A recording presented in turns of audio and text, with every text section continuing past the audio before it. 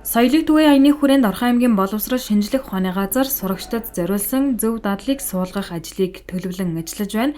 Тухайлбал сургуулийн өмнөх боловсролын байгууллага сурагчдад зөв дадлыг багаас нь буюу шүдээг хэрхэн зөв угаах, хувцас эвхэх зэргийг заах бол бага ангийн сурагчдын гэрийн даалгаврын ачааллыг багасгах талд анхаарч тоо бодож цээж хүчиг хийхийн оронд сонирхолтой бүтээлч байдлаар гэрийн даалгавар өгөх, мөн сурагчийн эцэг эхийн хурал багштай хамт ганцаарчилсан байдлаар явагдахаар төлөвлөж байна.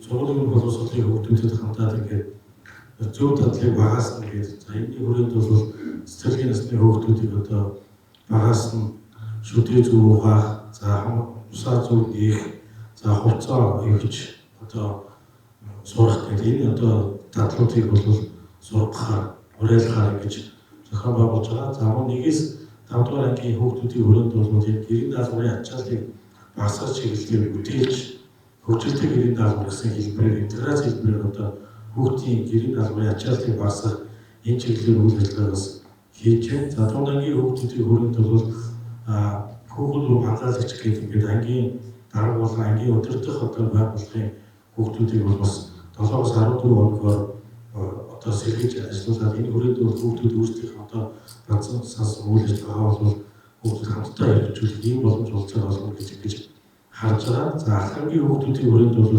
өглөөний цагаа ууж хийцгээ гэдэг ингээд ахлагын хүүхдүүд бол оюутан хүүхдүүд бол өглөө дандаа хоосон гарч ирдэг.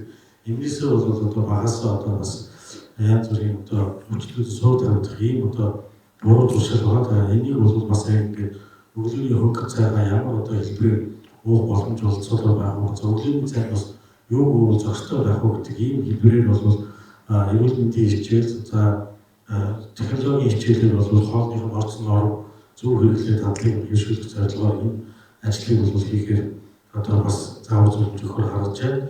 За ингээд тавд нь болохоор эцэгчүүдийн чиглэсэн байдлаар хамтдаа сонсъё гэдэг ингээд хүүхдүүдийн одоо эцэгхийн хурлыг бол ангийн дээр биш асар хамгаалалтын бол яг тухайн одоо хүүхдийн эцэгхийн хурлыг бол ганцаарчилсан хэлбэрээр хийх ийм хэлбэрлэлөө оруулж хийнэ гэсэн зохион байгуулалтаар энэ ажлыг төлөвлөлөөр хийгээд эхлүүлэхээр одоо бас энэ талаас бид нар ажиллаж байна.